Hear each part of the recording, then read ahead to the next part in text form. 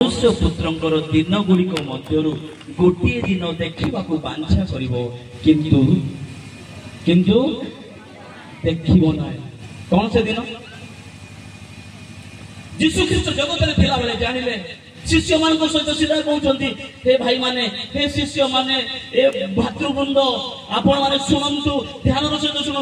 यीशु ख्रीष्ट बुझाऊँ एमती गोटे दिन आसीबो मते देखिबा पाई खोजिब मात्र पाइब कारण यीशु ख्रीष्ट जानी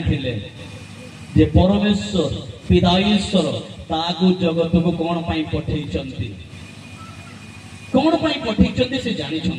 से जानी जे ताकू मरिबा को हबो कोन तो मरिबा को हबो अरे जोरे कोन तो मरिबा को हबो एमती कहबो बाबू यीशु ख्रीष्ट जानी निजे मृत्यु भोग करिवार अछि रक्त देवार अछि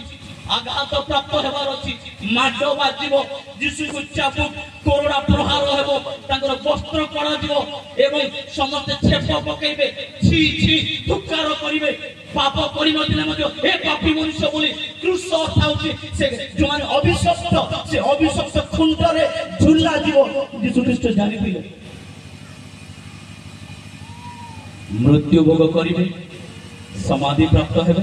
आ पुनरुत्थित होई तृतीय दिवस रे पुनरुत्थित होई स्वर्ग को जिवे आ स्वर्ग को गला परे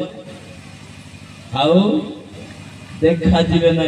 शिष्य माने सेते बेले इतस्त हेबे कोडे गला कोन हेबा समस्त से माने छिन्न भिन्न होई जिवे से माने चिंताग्रस्त हेबे ए विषय से सब विषय जानिथिले आ सेति पई कहउछंती शिष्य मान को कहिले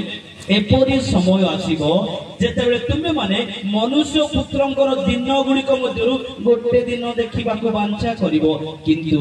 देखिबो नाही। But he said to the disciples, the day will come when you will want to see one of the days of the Son of Man and you will not see it.